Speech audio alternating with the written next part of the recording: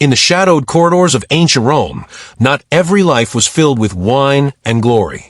Some were silenced, decorated like dolls, trapped behind curtains of gold. This is the story of male concubines, used by emperors, forgotten by time. Behind the grandeur of Roman palaces lay rooms unseen by the public eye, hidden chambers reserved for the emperor's most private indulgences. Young boys, often from newly conquered provinces, were selected not for combat or service, but for their appearance and obedience. Trained in music, poetry, and etiquette, they were expected to entertain, flatter, and remain silent. While Roman society praised discipline and power in public, these chambers told a different story, one of control masked by luxury. Here, whispers replaced orders, and identity was shaped by the emperor's gaze. These lives were rarely recorded, but their silence still lingers in the stones of ancient villas. Inside Rome's elite courts, obedience wasn't demanded, it was sculpted. Selected boys, often taken from noble or high-born families of defeated nations, were retrained from the moment they arrived.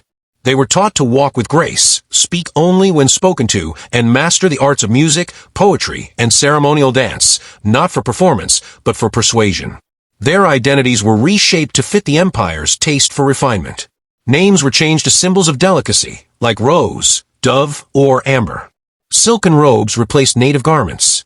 Perfumed oils marked their presence. Many were placed under the care of imperial eunuchs, themselves trained in the art of discretion and hierarchy. In Roman logic, this removal of manhood ensured loyalty and erased threat. Behind these rituals was a brutal efficiency. Mold the boy. Erase the past, produce a silent companion for the empire's gods in flesh. Quote, paraphrased from Suetonius. Emperors sought the beautiful, the obedient, and the forgotten. In the Roman world, pleasure was often political, and nothing made that clearer than the fate of the male concubines inside the palace walls. For emperors like Elagabalus, these young men were not simply passive companions. They were status symbols, offerings, and even pawns in imperial games. Some were presented during banquets, clad in gold-threaded robes, like living trophies. Others were gifted to foreign dignitaries, tokens of Roman excess and favor. But behind the laughter of feasts and the flowing wine, power whispered its true language, control. One emperor went so far as to marry a male slave in a public ceremony.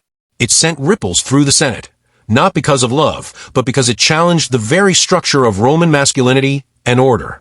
Their roles were ceremonial, sensual, and deeply strategic, their lives shaped by the ambitions of emperors who saw people as chess pieces in the empire's great game. They served behind palace walls, but history doesn't whisper their names. There were no statues carved in their honor, no tombs grand enough to remember them. Only faded mosaics and the occasional scandalous line in forbidden scrolls. Some died in silence, discarded when they aged out of favor. Others, from wounds no one could see. And many more simply vanished, as if they'd never lived at all. They were the empire's secret, shaped by indulgence, broken by power. Used, forgotten, erased. Their names may be lost, but their suffering echoes through the marble halls of Rome. Because history isn't just about empires won. It's about the souls buried underneath. History remembers the emperors, but forgets the ones they used. Subscribe to Forgotten Realms for stories history tried to bury.